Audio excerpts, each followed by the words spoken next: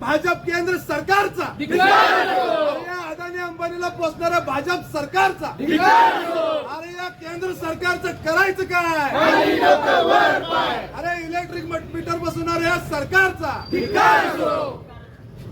केंद्र सरकारचा, या गोरगरीब जनतेला मीटर बसवून वेटीस धरणाऱ्या एमएससीबीचा, या एमएससीबीचा अधिकाऱ्यांचं करायचं काय?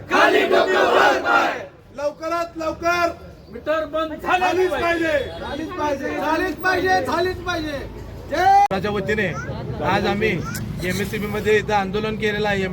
इलेक्ट्रिक मीटरच्या विरोधामध्ये केंद्र सरकारनं ज्या अदानी अंबानी सारख्या शेठ लोकांना पोचण्यासाठी इलेक्ट्रिक मीटरची योजना या गोरगरीब जनतेला वेटीस धरून पैसे खाण्यासाठी जी यंत्रणा राबवलेली आहे त्या यंत्रणेच्या विरोधामध्ये आम्ही आज इथं आंदोलन केलेलं आहे. याचा विषय असा होता की एमएससीबीनं कोणत्याही प्रकारची अधिसूचना न देता चोरी छुप्या पद्धतीने ग्राहकांची लूट करण्यासाठी परस्पर येऊन जुनं मीटर काढून नवीन इलेक्ट्रिक मीटर बसवलेलं आहे.